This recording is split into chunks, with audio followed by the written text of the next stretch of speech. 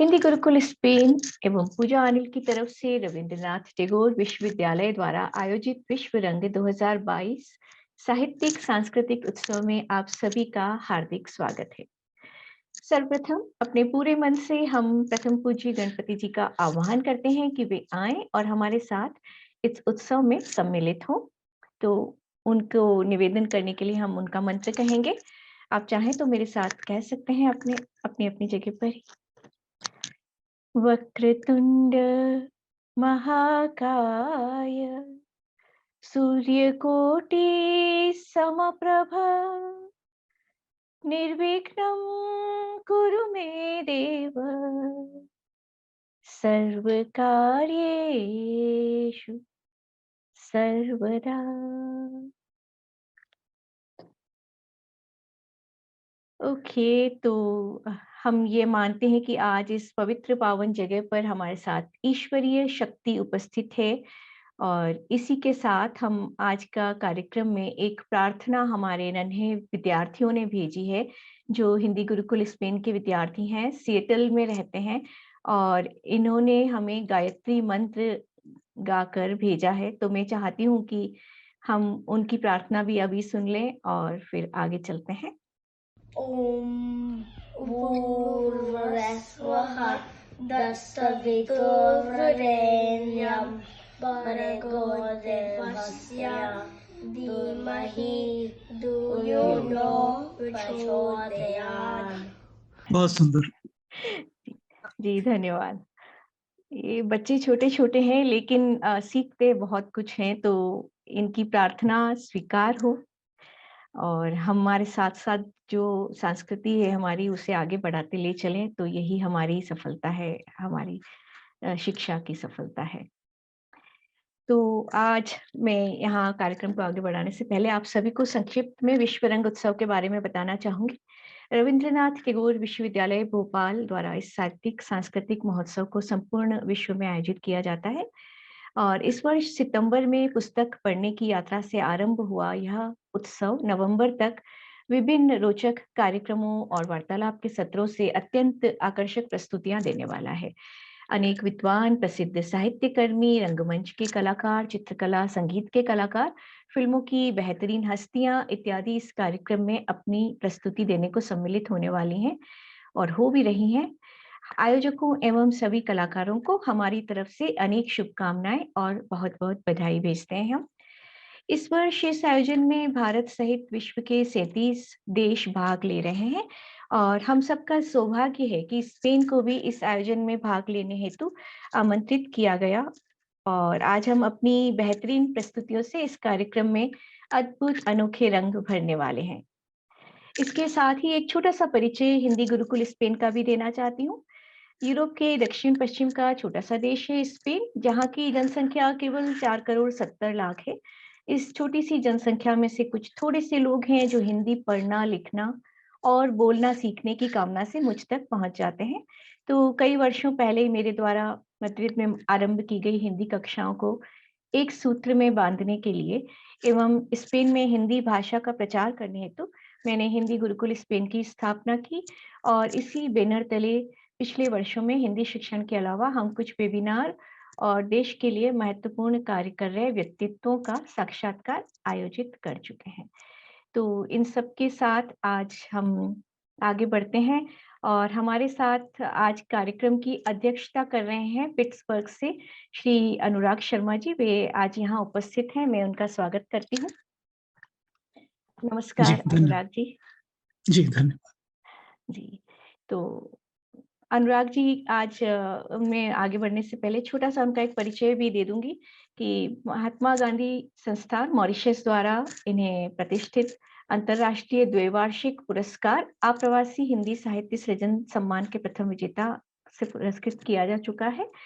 अनुराग शर्मा जी लेखक हैं, संपादक हैं, शिक्षक हैं, पॉडकास्टर हैं, कवि हैं, विचारक हैं और इनकी कहानियों की एक बहुत ही खास बात ये है कि अप्रत्याशित तौर से अंत हो जाती हैं और बहुत से प्रतिष्ठित प्रकाशनों में अनुराग जी ने स्थान पाया है और इनके कई पुस्तकें प्रकाशित हो चुकी हैं।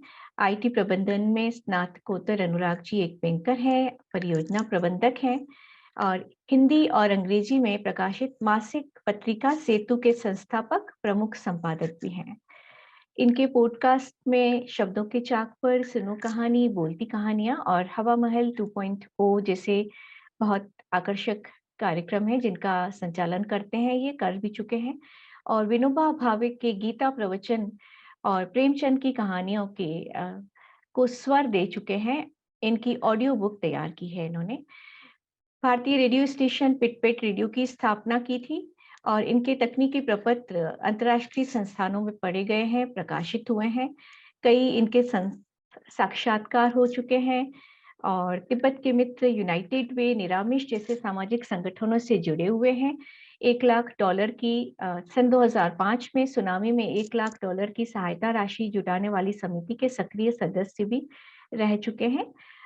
वार्षिक वैश्विक राही रैंकिंग में निरंतर इनकी उपस्थिति दर्ज की जाती रहती है। और आज हमारी तरफ से स्पेन के जो विश्व रंग कार्यक्रम आयोजित कर रहे हैं, तो हम सब की तरफ से विश्व रंग के लिए शुभकामना संदेश हमारी तरफ से पढ़ेंगे अनुराग जी। तो इनका बहुत बहुत स्वागत करती हूँ, वे आएं और अपना शुभकामना संदेश प्रस्तुत करें।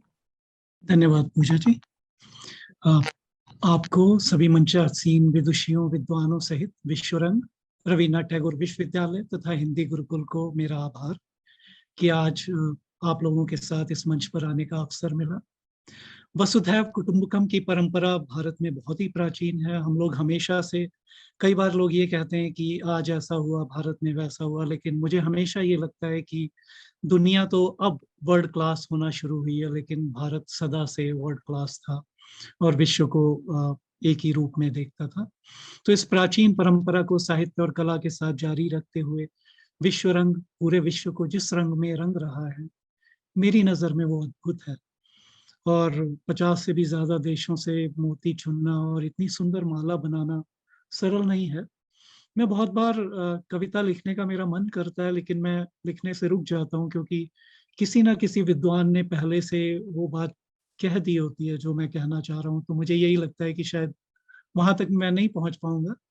और लेकिन यहाँ पे एक कविता नहीं, एक फिल्मी गीत याद आया जिसकी आनंद बख्शी के शब्द हैं। न मुझसे बन सका छोटा सा घर, दिन रात रोता हूँ, खुदाया कैसे तूने ये जहां सारा बना डाला। तो कई बार हम लोगों को एक एक व्यक्ति जोड़ना भी मुश्किल होता है, और जहां इतना बड़ा वैश्विक आयोजन कोई करे वो बहुत ही बड़ी बात है। मेरी ओर से आप सबको हार्दिक बधाई, शुभकामनाएं। और मेरी ओर से जो भी कोई भी सेवा सहयोग हो सकेगा तो निश्चित रूप से मैं उसके लिए हाजिर हूँ। धन्यवाद। धन्यवाद अनुराग जी, बहुत बहुत धन्यवाद आपको। और आज आप हमारे दर्शकों के लिए जो प्रस्तुत करना चाहते हैं, तो मैं चाहती हूँ कि आज आप बताइए हमें।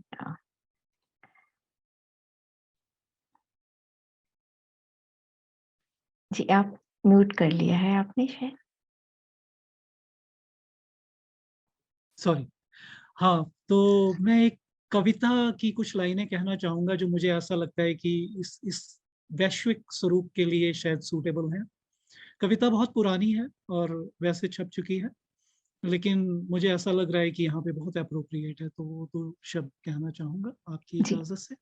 जी बिल्कुल। ठीक है, पढ़ता हूँ मैं ताकि कोई शब्द मिस ना हो जाए।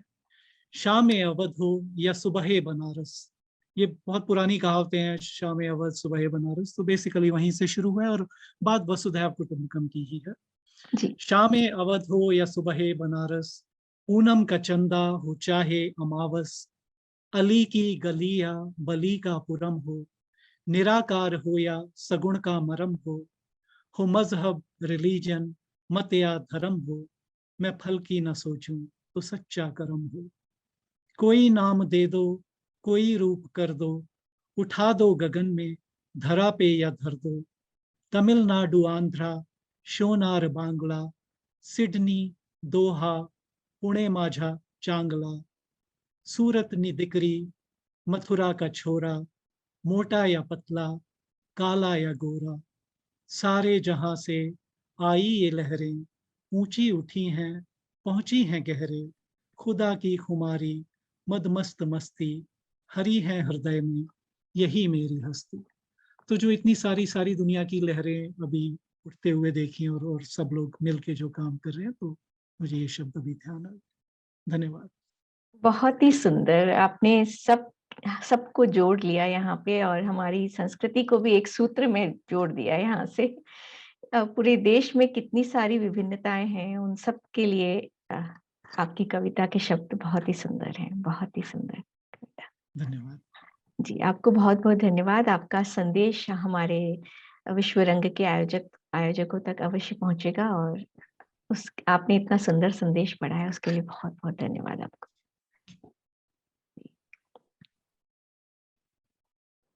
तो चलिए आगे चलते हैं और आज हमारे साथ जुड़ी हुई हैं मोनिका कमरानी है। तो मोनिका कमरानी एक बच्चों को यहाँ पढ़ाती हैं, एक ब्रिटिश स्कूल किंग्स कॉलेज है मद्रिद में, और यहाँ पर भारतीय मूल के बच्चों को ये हिंदी पढ़ाती हैं। वैसे भारत के हृदय जबलपुर मध्य प्रदेश से हैं वे, और 32 वर्ष से स्पेन में उनका निवास है। तो इन्हें पढ़ाना बहुत ज़्यादा पसंद है और ये कहती हैं कि भारत से दूर बसे हुए अभिभावक जब अपने बच्चों को अपनी जड़ों से और अपनी संस्कृति से जोड़े रखते हैं, तो इन्हें बेहद अच्छा लगता है। इनके विद्यार्थी बड़े मेहनती हैं एवं सीखने को तत्पर रहते हैं। तो आइए देखते हैं कि इनके विद्यार्थियों ने क्या हमारे लिए तैयार किया है और कैसे इन्होंने दिवाली पर अपने स्कूल को भारतीय कलाकृतियों से जगमग कर दिया। अपने स्कूल के झरोखे से वे हमें दिवाली की शुभकामनाएं भेज रहे हैं। तो देखते हैं, आइए इन्होंने क्या कलाकारी की है। इनका वीडियो हमारे पास आया है, मैं उनका वीडियो शेयर करना चाहूंगी।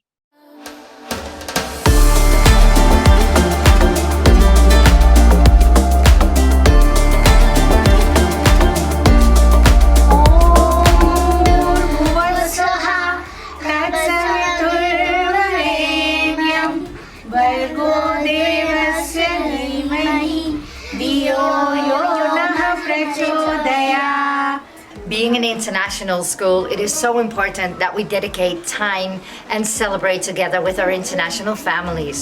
We show them that we care and that we value and appreciate all customs and traditions.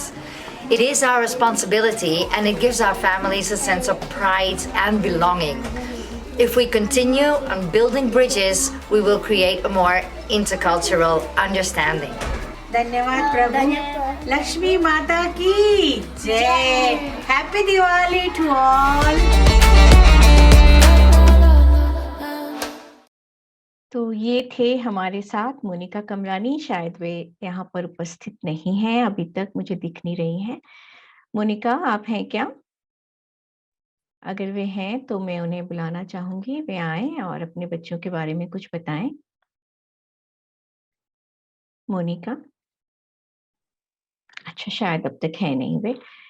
तो चलिए आगे चलते हैं हम। तो इनके साथ बातें करने के लिए हमारे पास कुछ चीजें थी, लेकिन वे उपस्थित नहीं है, तो हम इनके लिए एक छोटी सी बात कहते हैं। कुछ ठहर जाओ, कुछ देर को और ठहर जाओ, एक छोटी सी बात आज जरा सुन जाओ। वो जो जादू भरा मोहब्बतों का दौर था, अनगिन हंसी लम्हों से सजा, नायाब और पुरजोर था, जरा देर को और उसे लौटा लाओ, कुछ देर तो ठहर जाओ। तो इन पंक्तियों के साथ हम आगे चलते हैं। हमारे साथ अगली हमारी प्रतिभागी हैं शताब्दी सरकार। तो वे आए हमारे साथ, उनका स्वागत है। वे हमारे साथ शुरुआत से ही जुड़ी हुई थी, मैंने उन्हें देखा था यहाँ पर है, और वे अपनी एक सुंदर सी कविता का यहाँ पर हमें पाठ करके सुनाना चाहती हैं। मैं इन्हें बताना चाहूंगी उनके जुड़ने से पहले कि रिसेंटली वे मैड्रिड में शिफ्ट हुई हैं और यहाँ एक गुड़गांव बैंक है, गुड़गांव से आई हैं, बैंकिंग में थी, डीपीएस में टीचर रह चुकी हैं। 3 जनों का इनका छोटा सा परिवार है और इनकी बेटी भी आज हमारे लिए कुछ प्रस्तुत करने वाली है, उसे हम बाद में देखेंगे। इनको हिंदी जो है बहुत पसंद है। वैसे तो कहती हैं कि मैं बंगाल से हूँ, बंगाली बात करती हूँ, लेकिन हिंदी इन्हें बहुत प्रिय है। तो आज ये हमें हिंदी में कुछ सुनाने वाली हैं। शताब्दी, आपका स्वागत है। आप आइए, अपनी कविता सुनाइए, कहानी भी आप सुनाने वाली हैं, अवश्य सुनाइए। धन्यवाद पूजा जी। क्या आप मुझे सुन पा रही हैं? जी बिल्कुल। धन्यवाद पूजा जी। इस गरिमा भरे दिन के लिए मैंने दो चीजें तैयार की है। एक मेरा कविता है और एक है मेरी कहानी। तो पहले मैं कहानी सुनाऊंगी। बिल्कुल। ये कहानी है, एक छोटी सी कहानी है, पर ये रिश्तों के जो हमारे ताने बाने रहते हैं उस पे बुनी हुई है। तो मैं उस पे मैं बताना चाहती हूँ, ये कहानी बहुत ही प्यारी है, पर इसके अंदर का जो गूढ़ रहस्य है वो हमें जो अंत होती है कहानी उसमें पता चल जाएगी। जी बिल्कुल। शीर्षक है, कहानी का शीर्षक है मेरे प्रिय। उस रात रमा तैयार हो रही थी और अपने प्रिय लाल रंग की साड़ी पहनी थी। अपने बालों में एक लाल गुलाब और मोगरे की फूलों का गजरा लगाया था। उसकी मांग में सिंदूर और लाल बिंदी मानो किसी देवी के श्रृंगार किया हो ऐसा लग रहा था। गिरधारी लाल दूर से देख रहे थे और मन ही मन सोच रहे थे, क्या ये वही गुड़िया है जिसे मैंने 50 साल पहले देखा था? और आज मानो उसके शब्द कहीं गुम से गए। अजी, क्या देख रहे हो? रमा देवी ने मानो जानबूझकर पूछा। गिरधारी लाल ने सर झुकाकर कहा, कुछ नहीं। अपने साड़ी की पल्लू ठीक करती हुई हल्की सी मुस्कान लेकर मन ही मन रमा ने सोचा, पता है क्या सोच रहे हो। इतने में दरवाजे में दस्तक हुई और वहां स्नेहा खड़ी थी। दादाजी, चलिए, हम सब आपका इंतजार कर रहे हैं। अपने मृदुभाषी अंदाज में गिरधारी लाल रमा का हाथ थामे नीचे हॉल में ले गए। लोगों से खचाखच भरा हुआ वह हॉल, जहां कुछ सलील चौधरी और देवानंद के गाने बज रहे थे। शादी की 25वीं सालगिरह मुबारक हो भाई, गिरधारी लाल के प्रिय मित्र रमेश बाबू ने उनको गले लगाकर कहा। इतने में स्नेहा ने माइक के पास आकर कहा, दादाजी, आपको ये गाना याद है? रमा ने आंखों के इशारों से समझ लिया, क्या ये वही गाना है? तुझे जीवन की डोर से बांध लिया है, हाँ मैंने बांध लिया है। थकी हुई उन बूढ़ी आंखों में मानो सिर्फ अपने परिणय का उत्सव ही नहीं देख रही थी वो दोनों, बल्कि अपने जीवन के हर वो विश्वास, हर वो रिश्ते को ढूंढ रहे थे। दोनों ने एक दूसरे को थामा और अपने झुर्रियों भरे हाथों से यह विश्वास दिलाया कि मृत्यु आने तक वह एक दूसरे का साथ कभी नहीं छोड़ेंगे, क्योंकि बाकी तो उनके पास और कुछ भी नहीं है, बस कुछ सिसकियां हैं जो कभी तो इस वृद्धाश्रम से निकलकर उनकी इन लंबी दीवारों को पार करके उनके बच्चों के ऊंचे मकानों तक सिर्फ इतना कहेंगे, बेटा, बनकर तेरा सहारा हमने तुझे चलना सिखाया। बेटा, बनकर तेरा सहारा हमने तुझे है चलना सिखाया। तेरा हर जिद, हर अटकलियों पे हमने हर बार बेझिझक पूरा किया। बस बता देना इतना, कसूर इतना ही था कि हमारा, बस बता देना इतना कि कसूर इतना ही था हमारा। हिसाब लिखना हम भूल गए, हिसाब लिखना हम भूल गए। तेरे बचपन के हर खिलौने को रखकर उस अलमारी की चाबी लगाना भूल गए। तेरे बचपन के हर खिलौनों को उस अलमारी में रखकर चाबी लगाना भूल गए।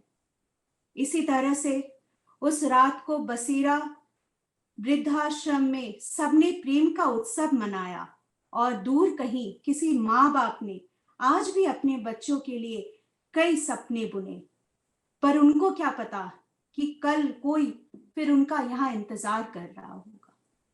धन्यवाद।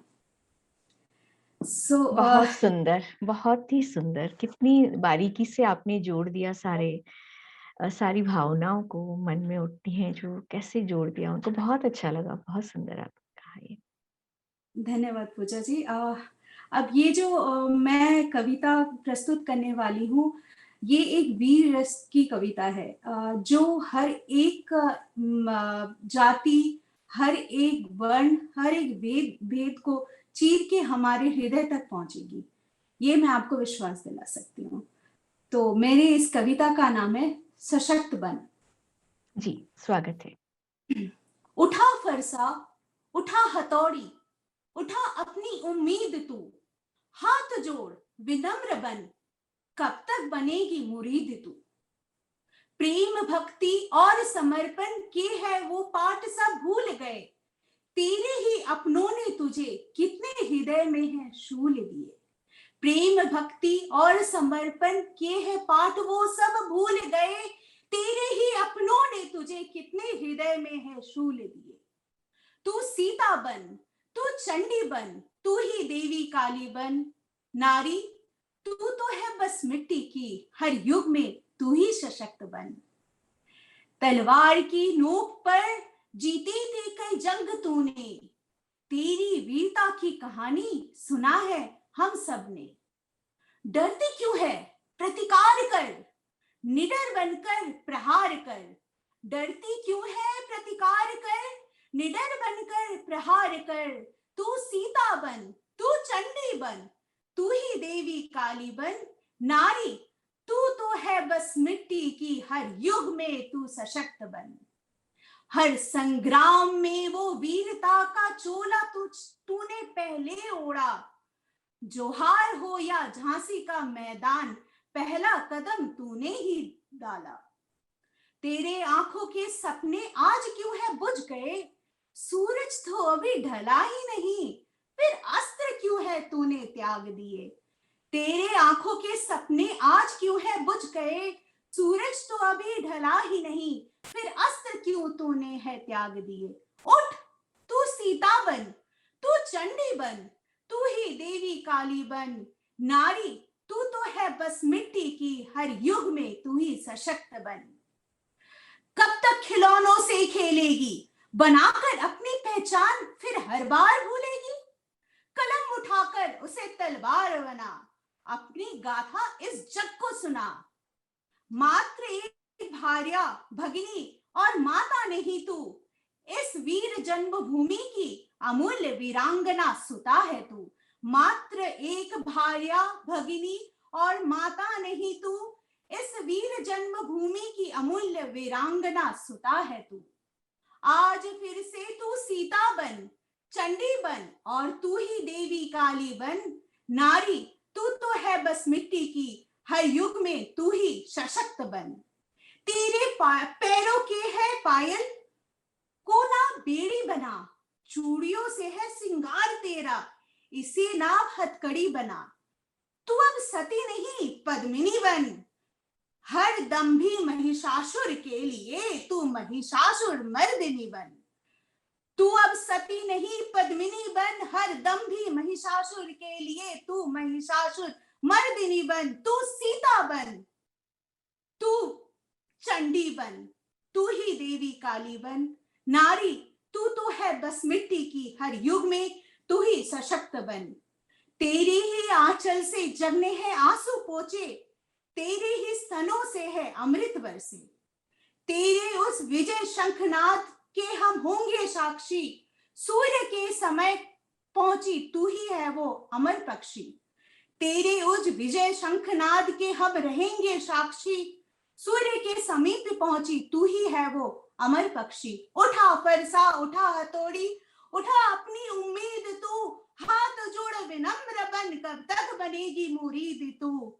उठ तू सीता बन, तू चंडी बन, तू ही देवी काली बन, नारी तू तो है बस मिट्टी की, हर युग में तू ही सशक्त बन। हर युग में तू ही सशक्त बन, हर युग में तू ही सशक्त बन। धन्यवाद।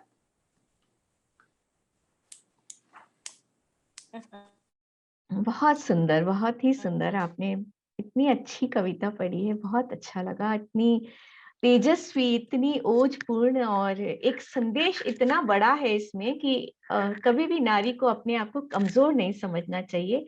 वे सशक्त हैं और सशक्त रहेंगी। बहुत ही बढ़िया कविता शताब्दी, बहुत ही सुंदर। जी पूजा जी, मुझे भी कहानी बहुत अच्छी लगी और बहुत ही भावपूर्ण थी, लेकिन कविता में निश्चित रूप से, और ये कविता में जो भी भाव है वो तो है ही है, लेकिन जिंदगी में आई थिंक ये संतुलन बहुत ही कठिन है, जहाँ आप त्याग, समर्पण, बड़प्पन, जो भी चीजें, सहिष्णुता, सब आपको चाहिए, और वो सब संसार को अच्छा बनाने में योगदान देते हैं। लेकिन एट द सेम टाइम जो भी आप कर रहे हैं, जितना भी आप दे रहे हैं, वो क्या वास्तव में उस रूप में लिया जा रहा है, या उस रूप में वो संसार को लाभ दे रहा है, या आतताइयों के लिए सहायता का वाहक बन रहा है। तो ये सोचना बहुत ही जरूरी है। थैंक्स। जी, और कोई कुछ कहना चाहते हैं? चलिए, तो आगे चलते हैं हम, और आगे के प्रतिभागी को बुलाने से पहले शताब्दी जी को बहुत धन्यवाद इतनी सुंदर प्रस्तुति देने के लिए। तो आगे की एक छोटी सी पंक्तियां कहना चाहूंगी मैं। इठलाते इठलाते आई प्रेम के मौसम में याद, हमने याद के बीज बो दिए, बिन मौसम पाएंगे स्वाद। तो जो हमारे साथ आगे आने वाली हैं, उनकी पिछली कविता की सुंदर यादें मेरे साथ हैं। वे स्वयं बहुत सुंदर हैं, इनकी कविताएं भी बहुत सुंदर हैं, और कविता पाठ भी बेहद सुंदर है। तो ये है मेघना बोस, और हमारे साथ जुड़ी हुई है। इनका छोटा सा परिचय ये है कि वैसे तो लखनऊ से हैं और मैड्रिड में रहती हैं करीब पिछले 2 साल से। प्रोफेशनली एचआर प्रोफेशनल हैं, ट्रेंड बिहेवियर एनालिस्ट हैं, एजुकेशनल बैकग्राउंड है इनका साइकोलॉजी और मैनेजमेंट में। कविता और कहानी कहना इनका पैशन है, और इन्होंने पहले भी ओपन माइक में मुंबई में, बेंगलोर में, लैंग्वेज फेस्ट में इन्होंने अपना परफॉर्मेंस दिया है। हमारे साथ भी पहले भी जुड़ चुकी हैं हिंदी गुरुकुल के अन्य कार्यक्रमों में। तो आज मैं इनका स्वागत करती हूँ। मेघना बोस, आइए, आपका स्वागत है। सबसे पहले सबको नमस्कार, और पूजा जी आपको बहुत बहुत धन्यवाद कि आपने इस साल भी मुझे याद किया और मुझे सम्मिलित किया इस बार भी। और फिर से सबको धन्यवाद और सबको नमस्कार। आज की जो मेरी कविता है वो मैंने अपने ही जीवन के, या मैं ये भी कह सकती हूँ कि सबके ही जीवन के अलग अलग पड़ाव में जो अलग अलग कहानियां होती हैं, जो अलग अलग किस्से होते हैं, दोस्तियां, मोहब्बत, गिरना, गिर के संभलना, उनसे कुछ कुछ मोतियां जोड़कर इस माला को बनाने की कोशिश की है। तो इसको मैंने नाम देने में कुछ ज्यादा मेहनत नहीं की। मैंने बोला है इस कविता का नाम है मैं बेनाम हूँ। जो पूरी कभी न हो सकी मैं वो अधूरी शाम हूँ। जो पूरी कभी न हो सकी मैं वो अधूरी शाम हूँ। एक अलिखित किताब सी गुमनाम हूँ, बेनाम हूँ। जीवन का जो ये खेल है, कभी पा लिया कभी खो दिया। मंजिल मिली गम भी मिले, मंजिल मिली गम भी मिले, कभी हंस लिया कभी रो दिया। ये दोस्ती वो जाम है, कुछ बोतलें गटक गए कुछ बूंद में ही रम गए। ये दोस्ती वो जाम है, कुछ बोतलें गटक गए कुछ बूंद में ही रम गए। कुछ आज भी मेरे साथ हैं, कुछ बीच में ही गुम गए। मुड़कर कभी देखा नहीं मैं आज में ही खो गई। मुड़कर कभी देखा नहीं मैं आज में ही खो गई। क्या होगा कल सोचा नहीं, जितना मिला उसमें ही खुश मुग्ध हो गई। छोटे बड़े कुछ ख्वाब थे, हर एक को सजा लिया। छोटे बड़े कुछ ख्वाब थे, हर एक को सजा लिया। जब सपने महंगे हो गए तब स्याही से कर्जा लिया। छोटे बड़े कुछ ख्वाब थे, हर एक को सजा लिया। जब सपने महंगे हो गए तब स्याही से कर्जा लिया। यादों का जो तोहफा मिला मुट्ठी में बंद मैंने कर लिया। आंखों से जो मोती बहे तजुर्बे का उन्हें नाम दिया। चाहे मिटा मेरा नाम तू इस फोन से इस दिल से भी। चाहे मिटा मेरा नाम तू इस फोन से इस दिल से भी। जब जिक्र होगा इश्क का चेहरा दिखेगा तुझको बस मेरा ही। अच्छा हुआ तुम मिल गए, कुछ बोझ मेरा बढ़ गया। अच्छा हुआ तुम मिल गए, कुछ बोझ मेरा बट गया, तेरे साथ सपने बुनते हुए, थोड़ा सा ही पर रास्ता तो कट गया। मेरा नाम ना तुम पूछना, सबसे नशीली जाम हूँ। मेरा नाम ना तुम पूछना, सबसे नशीली जाम हूँ। बदनाम ना हो जाए तू, ए बेवफा, बस इसलिए बेनाम हूँ। धन्यवाद। ओहो! क्या बात है! मेघना बहुत ही सुंदर, कितनी अच्छी कविता सुनाई। आज प्रेम के साथ आपने बेनाम भी रख लिया कि मैं बेनाम हूँ। लेकिन इतनी प्रेम भरी, इतनी प्यार भरी कविता है, बहुत ही अच्छा लगा, बहुत अच्छा लगा। Thank you. Thank you, thank you. कोई कुछ कहना चाहते हैं तो अवश्य कहें। चलिए तो आगे चलते हैं हम और आजकल यहाँ पर पतझड़ का मौसम है तो 2-4 पंक्तियाँ उसके बारे में कहती हूँ मैं और फिर आगे चलते हैं। रंगबाज है पतझड़, सबको अपने रंग में देता है रंग। रंगबाज है पतझड़, सबको अपने रंग में देता है रंग। कुछ अछूता ना रहा, धरा भी रंग गई, पर्ण भी, वृक्ष भी, हवा भी, गगन भी और मैं भी तुम्हारे प्रेम में रंग गई।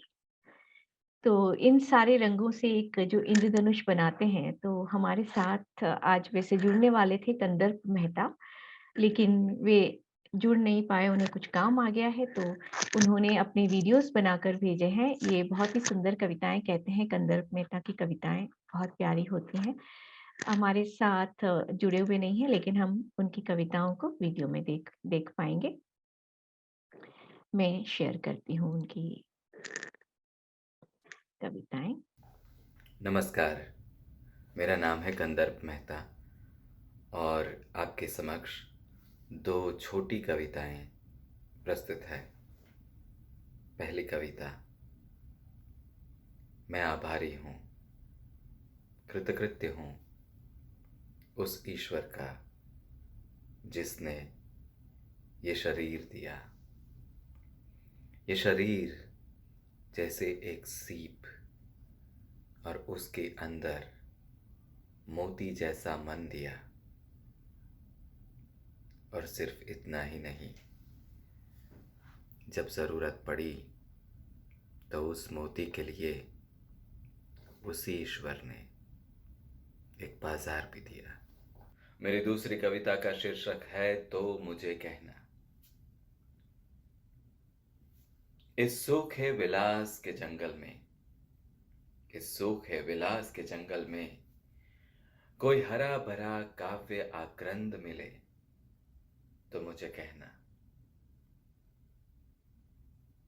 इस झुलसाने वाली भीड़ में, इस झुलसाने वाली भीड़ में कहीं एकांत की पवन मंद मंद मिले तो मुझे कहना। और जिसे खोलूं तो खुद को पाऊं, जिसे खोलूं तो खुद को पाऊं, ऐसा कहीं दरवाजा बंद मिले तो मुझे कहना। तो ये थे हमारे साथ कंदर्प मेहता, शायद जुड़ गए हों, आ चुके हों तो वे बताएं, नहीं आ पाए हैं, ठीक है। तो इनकी कविताएं बहुत ही सुंदर रहती हैं, वे छुपी हुई पंक्तियों से अपनी बात कहना जानते हैं, बहुत सुंदर तरह से कहते हैं वे। आगे बढ़ते हैं हम इनके बाद। रचना प्रियंका हमारे साथ आने वाली थी, लेकिन रचना प्रियंका को भी इन वक्त पर इनके साथ कुछ काम आ गया, तो आ नहीं पाई और इन्होंने भी अपना वीडियो भेजा है। मैं इनके बारे में छोटी-सी बातें हैं जो बताना चाहूँगी। भारतीय हैं, मैड्रिड में पिछले 4 साल से रहती हैं और इनकी पढ़ाई जो है बहुत ही मिक्स तरीके की अलग-अलग पढ़ाई हुई है, ज़ूलॉजी में, फाइनेंशियल मैनेजमेंट में, आर्ट्स में और इन्होंने फाइनेंस में काम किया है, एजुकेशन फील्ड में काम किया है, जनरल मैनेजमेंट में और चाइल्ड केयर में काम किया है। और इन्होंने पिछले सालों में बुक मार्केटिंग स्टार्टअप के लिए सोशल मीडिया मैनेजर का भी काम किया है और आजकल वे कॉर्पोरेट एनालिस्ट के रूप में यहाँ पर मैड्रिड में काम करती हैं। वैसे ये कहती हैं कि मैं हमेशा से ही एक कवि हूँ और दिल से कवि रहना चाहती हूँ हमेशा के लिए। तो आइए इनकी कविता सुनते हैं। नमस्कार, मेरा नाम रचना प्रियंका है और मैं पिछले 5 वर्षों से मैड्रिड, स्पेन में रह रही हूँ। आज मैं आप सबके सामने अपनी कविता प्रस्तुत करने का साहस कर रही हूँ। कविता का शीर्षक है एक ही पृथ्वी। ये कविता कहिए तो एक तरह से हम सबके लिए चेतावनी है कि जिस तरह हम अपने वातावरण को, अपनी पृथ्वी को, इसका दुरुपयोग कर रहे हैं, इसके संकेतों पर बिल्कुल ध्यान नहीं दे रहे, तो भविष्य में हमें कितनी कठिनाइयों का, कितनी मुश्किलों का सामना करना पड़ सकता है। ये कविता एक तरह से उसका सार है। इस वन की छाती पे औंधे पड़े हैं सूखे भूरे राख से, जो हरित आवरण थे अब नग्न रूखी टहनियों के। रक्त रंगी अंबर टंगा है, आशा निराशा बीच में, और अध जले से नीड़ कुछ अब भी बैठे हैं एक घड़े की खात में। विहग जहां गाते थे नित दिन गीत मल्हार के फुहार के, निर्जल कोलाहल गूंजता है तृष्ण हाहाकार से। उसी रेगिस्तान में भयभीत सी भूमि के ऊपर एक भोली गुड़िया पड़ी है, फटी हुई चादर को सिलकर जो जन्मी थी नन्हे कोमल हाथ में, और लकड़ी की तख्ती काट कर तराश कर जो बनी थी हाथ गाड़ी एक पिता के दुलार की, वो भी वहीं औंधी पड़ी है राख में दबी उस उग्र अंधकार में। वही रेत की, राख की आंधी चली है पर्वतों को लांघ कर, और विष बहा है सागर समूचा नाप कर। उस पार से जो पंछी उड़े हैं हारे थके वो पर लिए, हमसे कहां वो भिन्न है, हमसे कहां वो भिन्न है। वो अपना भावी प्रतिबिंब है। एक धरा है, एक गगन है, एक सूर्य और एक सोम है, एक वायु, एक जल, एक पाताल और एक व्योम है। कितना ऊंचा हो शिखर हमारा, कितना ही उन्नत, कितना निराला। पंख वही सर्वत्र है, भंगुर हर एक शस्त्र है। बनते रहेंगे ऊंचे किले लौह से, चट्टान से, और गिरते रहेंगे भस्म निरर्थक निरर्थक निष्प्राण से। अपमान करके इस धरा का राजा रहा ना रंग कोई। हुआ प्रलय का आगमन जब आत्मा पृथ्वी की रोई। हुआ प्रलय का आगमन जब आत्मा पृथ्वी की रोई।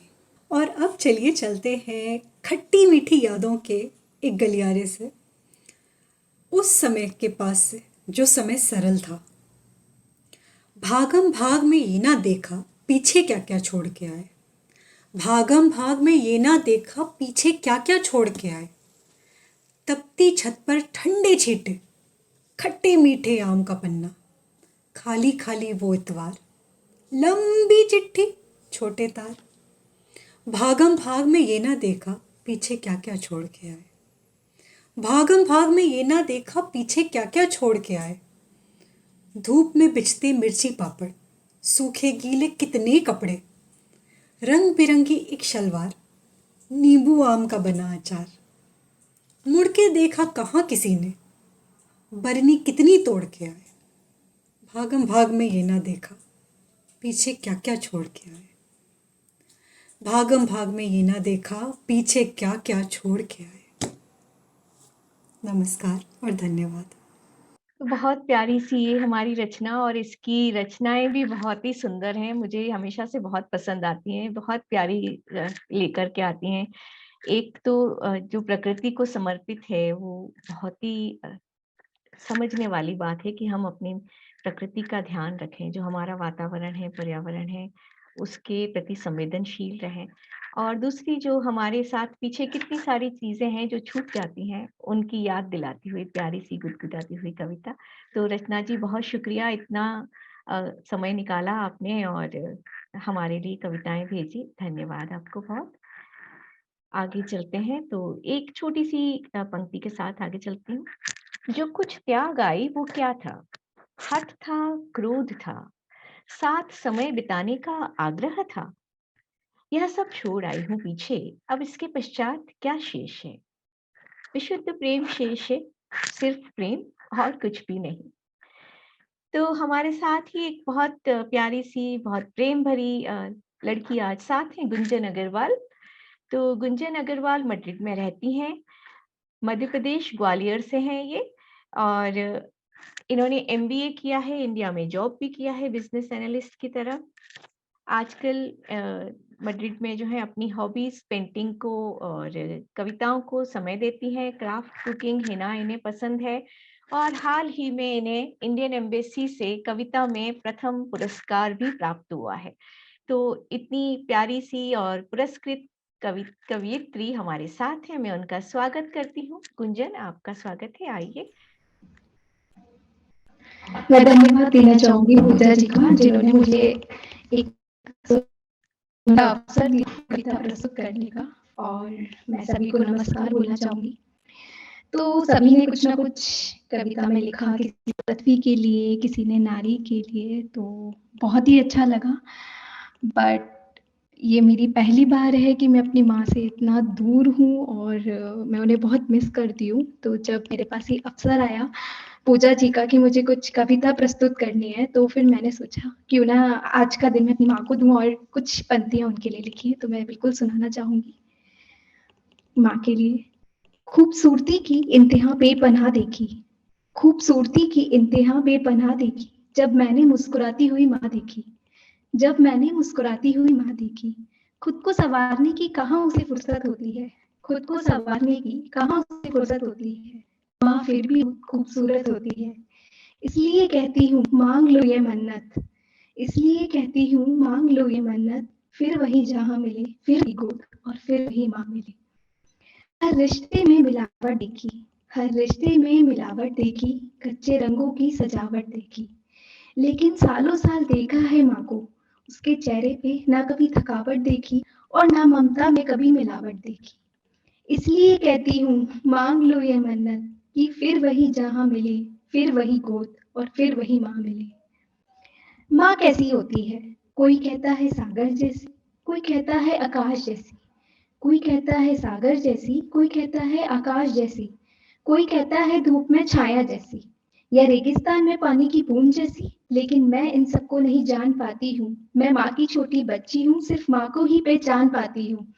इसलिए कहती हूँ मांग लो ये मन्नत, फिर वही जहाँ मिले, फिर वही गोद और फिर वही माँ मिले। धूप होती थी तो माँ आंचल लगा लेती थी, धूप होती थी तो माँ आंचल लगा लेती थी, भूख होती थी तो माँ चावल चढ़ा देती थी, ठंड माँ को लगती थी स्वेटर मुझे पहना देती थी, ना जाने क्या नजर आता था उसे मुझ में, खुश होती थी तो माँ काजल लगा देती थी। ये कहती हूँ मांग लो है मन्नत, फिर वही जहाँ मिले, फिर वही गोद और फिर वही माँ मिले।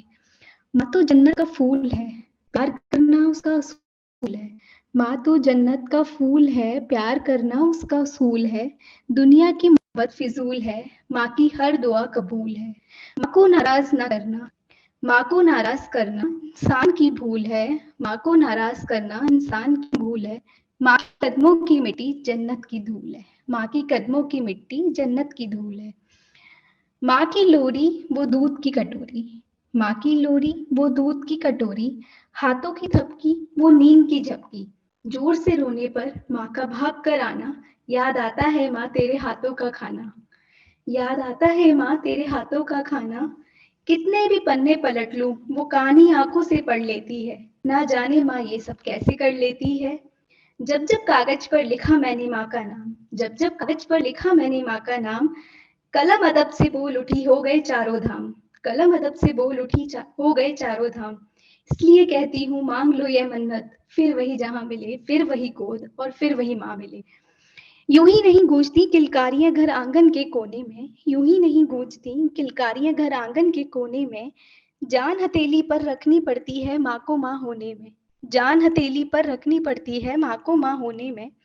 खुदा के बनाए रिश्तों में माँ सबसे सुंदर रिश्ता होता है, खुदा के बनाए रिश्तों में माँ सबसे सुंदर रिश्ता होता है। माँ सिर्फ माँ नहीं खुदा का भेजा हुआ फरिश्ता होता है, माँ सिर्फ माँ नहीं खुदा का भेजा हुआ फरिश्ता होता है। इसलिए कहती हूँ माँ का सिर्फ प्यार नहीं एक करिश्मा होता है, माँ का सिर्फ प्यार नहीं करिश्मा होता है। इसलिए भी कहती हूँ मांग लो ये मन्नत, फिर वही जहाँ मिली फिर वही गोद, फिर वही माँ मिली, फिर वही जहाँ मिले फिर वही गोद और फिर वही माँ मिले। धन्यवाद। बहुत प्यारी, बहुत ही प्यारी गुंजन। न सिर्फ आपने अपनी आंखों में आंसू आ गए बल्कि हमको भी रुला दिया आपने। हमारी सबकी माँ याद आ गई हमें। हम जब अपनी माँ से इतना दूर रहते हैं ना तो ऐसी ही हालत होती है हमारी बिल्कुल, और आपने उसे शब्दों में बांध दिया। बहुत ही प्यारी कविता है, इतनी प्यारी कविता है, सच में बहुत बहुत प्यारी है। भगवान का आशीर्वाद रहे इस तरह से, इतनी ही सुंदर है। ये कविता सुनकर मैं आप सभी लोगों से एक बात कहना चाहूँगी कि क्या होता है कई बार हमारे माँ-बाप जो होते हैं, वे चाहते हैं कि हमारे साथ इस तरीके के कार्यक्रम में जुड़ें, हमें सुनें और वे देखें हमारी परफ़ॉर्मेंस कैसी होती है। तो जितने भी यंगस्टर्स हैं या जिनकी भी माँ अभी माता-पिता दूर हैं, तो एक अनुरोध मान लीजिए मेरा इसे कि ये लिंक जो है ना, कविताओं की, कहानियों के, जब भी मैं ये लिंक होता है तो ये लिंक आप उनसे शेयर कीजिए। वे लोग लाइव आएँ हमारे साथ, यहाँ जुड़ें और हमें सुनें, क्योंकि इससे अच्छा आशीर्वाद और प्यार हमें और किसी तरह से नहीं मिल पाता। तो आप ज़रूर ये काम किया करें कि जब भी आपका कोई परफ़ॉर्मेंस है, कोई भी कार्यक्रम में आप शिरकत कर रहे हैं, चाहे आप आयोजकों से परमिशन लेके, मेरी तरफ से तो हमेशा रहेगा ये परमिशन। मैं हिंदी गुरुकुल में सबसे ये बात कहूँगी कि जो भी हमारे साथ जुड़े हुए हैं, वे अपने पेरेंट्स को ये लिंक ज़रूर शेयर किया करें और उनसे कहें कि वे जब भी संभव हो तो जुड़ पाएँ हमारे। मुझे बहुत खुशी होगी। लेकिन अगर दूसरे कोई आयोजक हैं तो आप उनसे पूछ लें, उनसे कॉन्टैक्ट करके और फिर अपने पेरेंट्स को ये लिंक ज़रूर भेजा करें ताकि वे जुड़ें हमारे साथ ऐसे कार्यक्रमों में। वे अक्सर होता यही है कि हम लोग सोचते हैं कि माँ-बाप को कैसे जोड़ें, कैसे उनसे कहें, पता नहीं कैसा फ़ील करेंगे दूसरे लोग, आयोजक क्या सोचेंगे। लेकिन सच्चाई ये है कि वे बहुत अच्छा फ़ील करेंगे। पर्सनली मैं तो बहुत अच्छा फ़ील करूँगी, किसी के भी पेरेंट्स हमारे साथ जुड़ें, मैं बहुत अच्छा फ़ील करूँगी।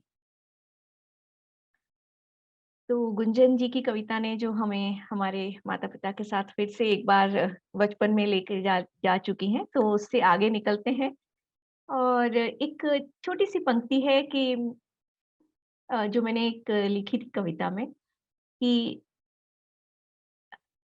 चेहरे की झुर्रियाँ बता रही थीं कि आत्मा पर अनावश्यक इच्छाओं का बोझ है। मेरे सुंदर सलोने रूप के तुलनात्मक अनुपात में सोचूं तो आत्मा अनंत गुना सुंदर होनी चाहिए। मैं समझती हूँ कि कई अनिच्छाओं ने किया त्वचा को झुर्रीदार और हृदय को अपवित्र। मुझे माफ करना ईश्वर, मैं उतनी पवित्र और स्वच्छ सुंदर आत्मा तुम्हें नहीं लौटा पाऊंगी जैसी तुमने उस अबोध कन्या को धरती पर भेजते हुए भेंट की थी। तो इन पंक्तियों के साथ ही हम आगे निकल चलते हैं। हमारे साथ हैं मंजू यादव जी। मंजू यादव जी 3 भाषाओं में कविता करती हैं, हिंदी, अंग्रेजी और स्पेनिश। तो ये यहाँ स्पेन में रहती हैं, वलेंसिया में। कई कविताएँ इनकी अंग्रेजी, हिंदी और स्पेनिश की देशी-विदेशी पत्र-पत्रिकाओं में प्रकाशित हो चुकी हैं। ये अनुवादक भी हैं और इस समय एक स्पेनिश उपन्यास का अनुवाद कर रही हैं। अध्यापिका हैं, अंतर्राष्ट्रीय विद्यालय में पढ़ाती हैं। तो मैं इनका स्वागत करती हूँ। मंजू जी आप आइए, स्वागत है और आप अपनी कविता हमें सुनाइए। नमस्कार सभी को और बहुत धन्यवाद पूजा जी इतने अच्छे इंट्रोडक्शन के लिए। और अब मेरी जो आप उपन्यास की बात कर रही हैं वो अब कंप्लीट हो चुकी है और पब्लिश भी हो गई है, ट्रांसलेशन जो उसका चल रहा था। और अभी मैंने अभी यहाँ की स्पेन की एक राइटर हैं, उनकी दूसरी किताब का ट्रांसलेशन शुरू कर दिया है मैंने। अरे वाह! तो बहुत ही बढ़िया। जी, नूरिया आन्यो करके हैं, उनकी बहुत ही फेमस वो किताब है। कम से कम 4 भाषाओं में वो ऑलरेडी पब्लिश हो चुकी है, पोर्तुगीज़, इटालियन, फ्रेंच, और अब मैं उसको हिंदी में कर रही हूँ। क्या बात है! बहुत-बहुत बधाई आपको मंजू जी। जी, शुक्रिया। और फ़िलहाल मैं वालेंसिया में रह रही हूँ, और मैं जो है टीचिंग का काम यहाँ भी कंटिन्यू कर रही हूँ। यहाँ स्पेनिश स्कूल में बच्चों को इंग्लिश पढ़ाने का काम कर रही हूँ। और जब मैं इंडिया जाती हूँ वापस, वहाँ पे मैं स्पेनिश पढ़ाने का काम करती हूँ। वाइस वर्सा चलता है, डिपेंड करता है किस समय कहाँ पे क्या अलाउ हो रहा है और क्या सूटेबल है।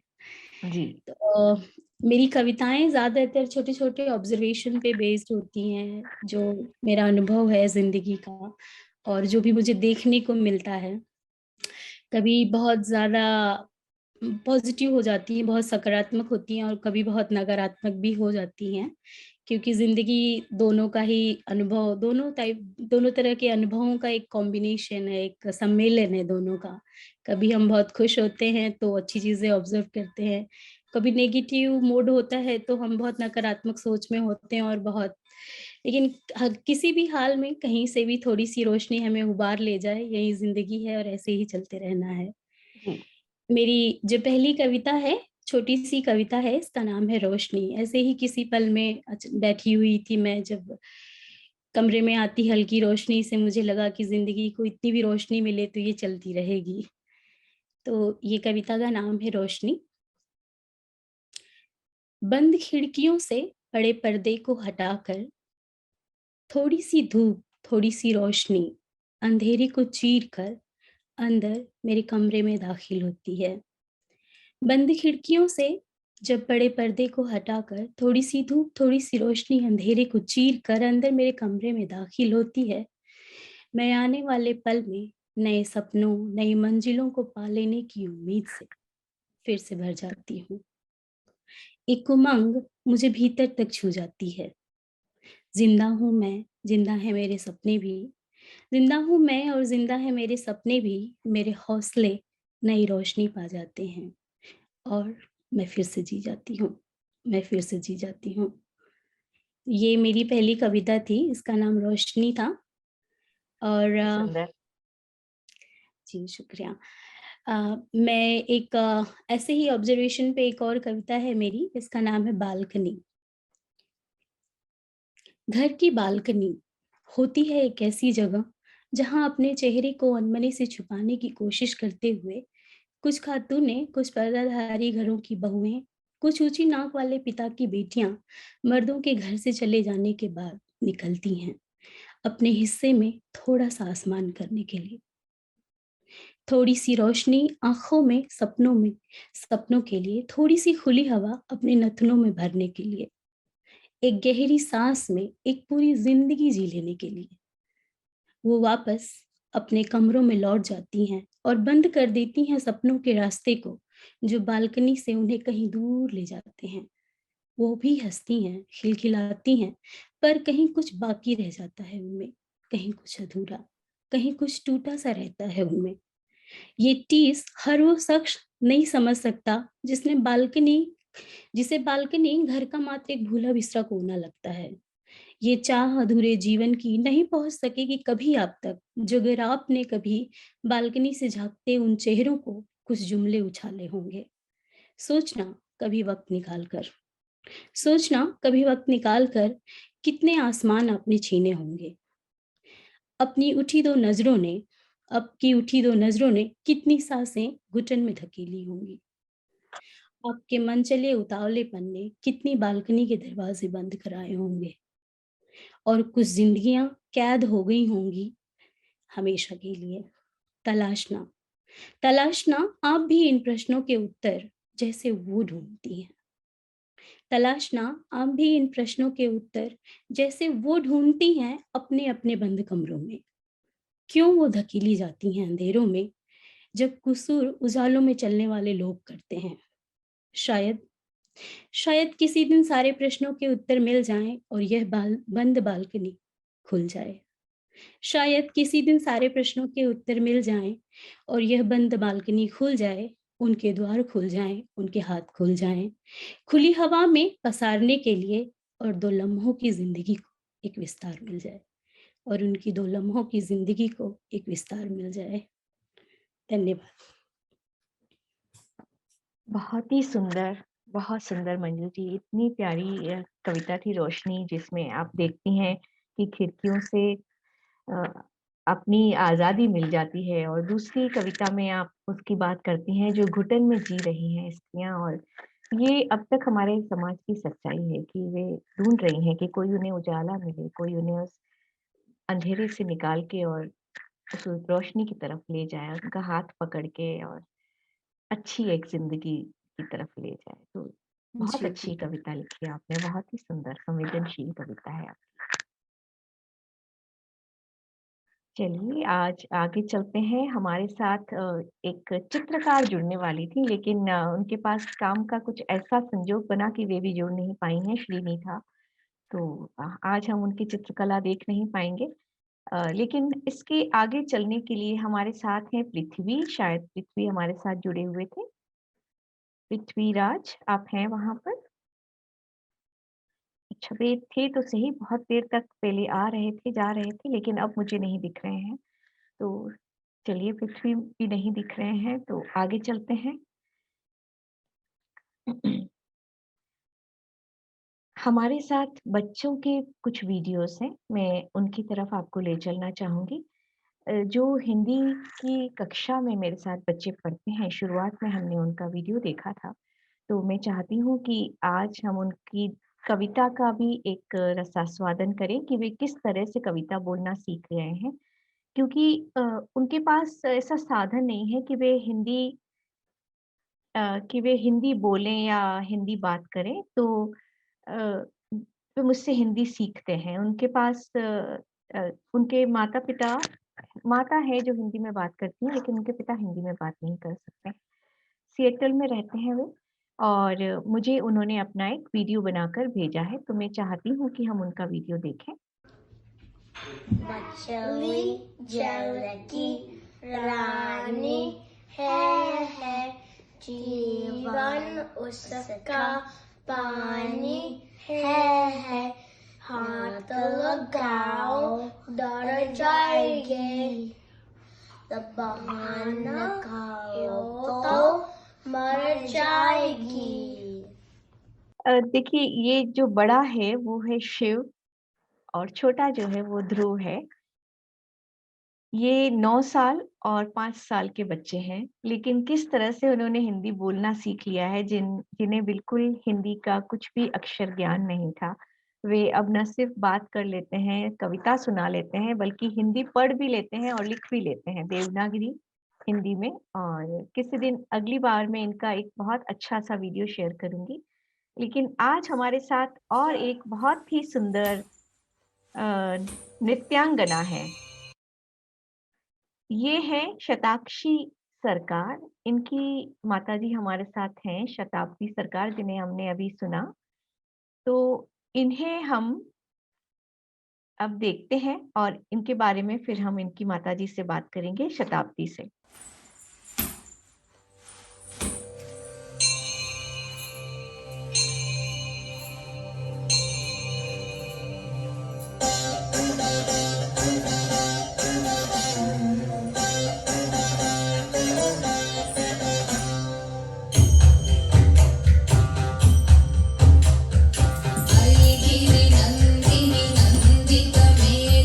विश्व विनोदिनी नंदनुते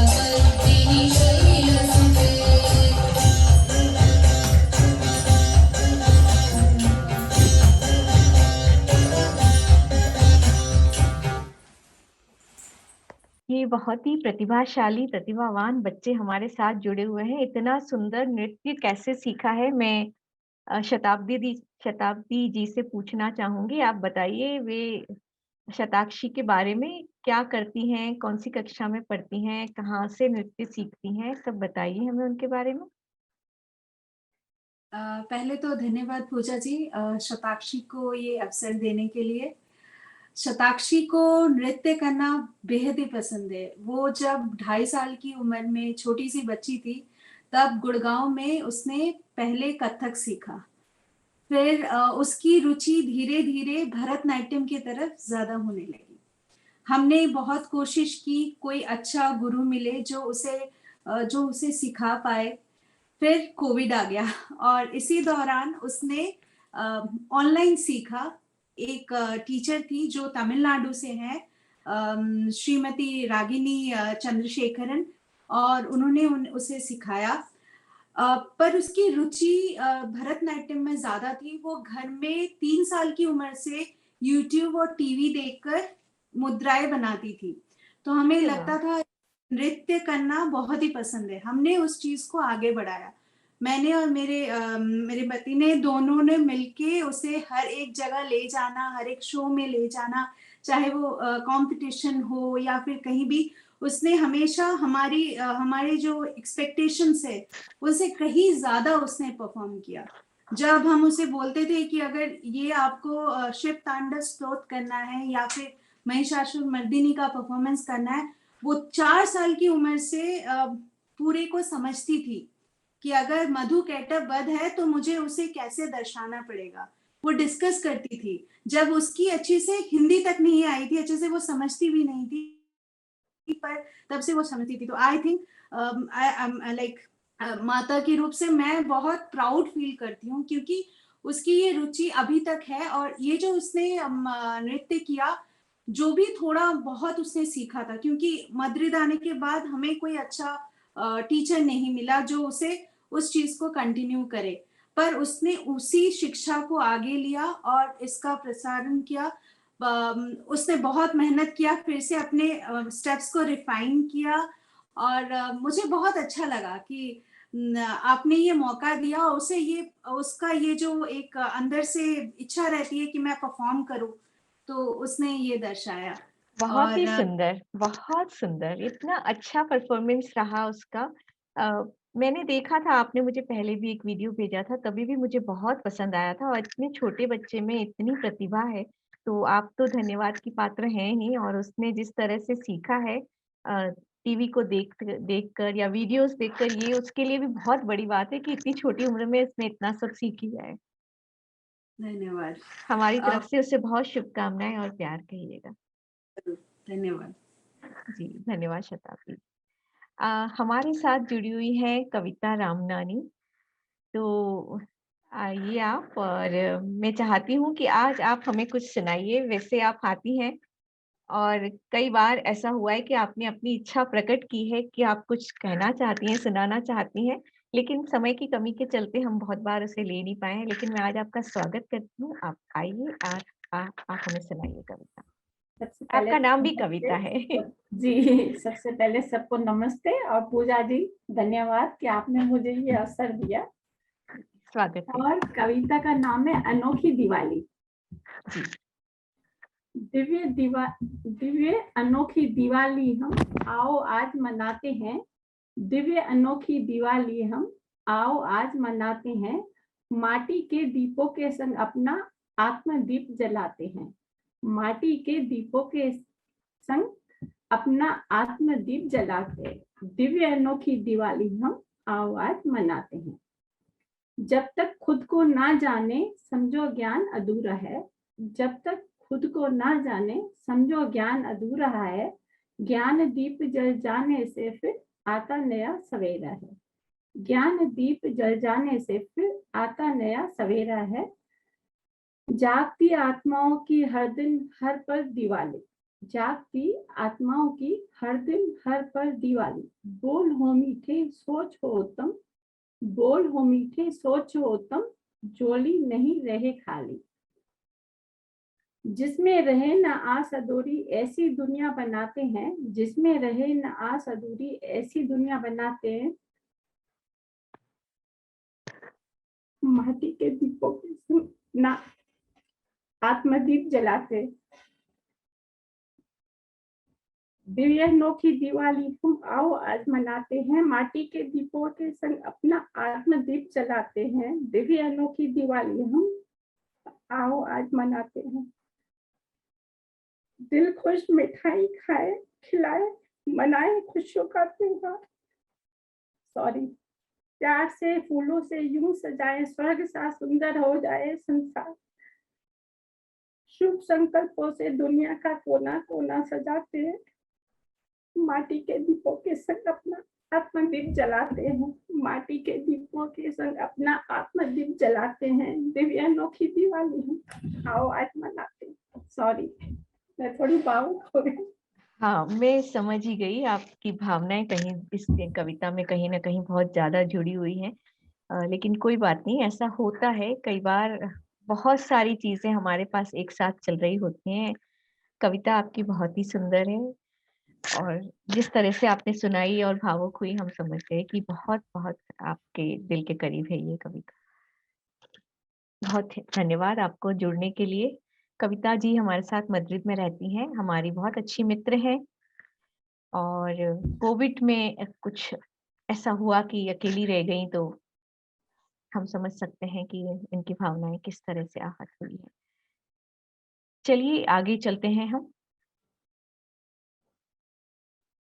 मुझे तुमसे बहुत प्रेम है यह कहना बेहद आसान है। मुझे तुमसे बेहद प्रेम है यह कहना बेहद आसान है, किंतु यह बताना कदापि आसान नहीं कि तुमसे कितना प्रेम है, यह तो तुम्हें स्वयं ही अनुभव करना होगा। तो ये जो प्रेम है, इस प्रेम को मैंने कुछ मंडला आकार दे दिया है। मेरा जो प्रेम है वो मंडला के आकार में मैं आप सब लोगों को दिखाना चाहती हूँ कि कुछ समय पहले मैंने चित्रकला सीखी।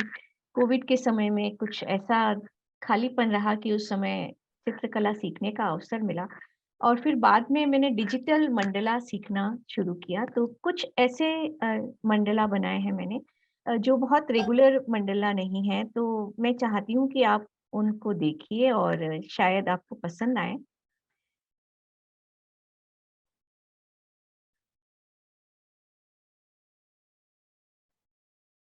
मैं यहाँ पे जरूर उसका पूजा वीडियो जी, शेयर बहुत ही करती हूँ। रोचक बात है कविता को और शब्दों को रंगों में बदलना और चित्र में लाना। और मैं जब मॉरिशस गया था तो अभिमन्यु अनंत जी से मिला था और तब तक हम उन्हें लेखक और कवि ही समझते थे, लेकिन पता लगा कि वो वास्तव में कला के टीचर थे और कलाकार थे और उनका घर पूरा उनकी बनाई हुई पेंटिंग से भरा हुआ था। और जी तब पहली बार मेरे दिमाग में ये आया कि कई बार दो बिल्कुल अलग सी दिखने वाली कलाएं भी आपस में इंटरसेक्ट कर सकती हैं। और जैसा आपने अभी कहा, प्रेम को मंडला में व्यक्त करना। जी बिल्कुल, मैंने अपने प्रेम को अभी मंडला में व्यक्त कर रही हूँ और इसमें कुछ रंग हैं जो मुझे बहुत अच्छे लगते हैं। खास तौर पर जब उन रंगों में बहुत चमक रहती है तो वो मुझे बहुत अट्रैक्ट करते हैं। तो मुझे लगा कि शायद आप लोगों को पसंद आएंगे, तो आप इन्हें देखिए, बताइएगा फिर बाद में।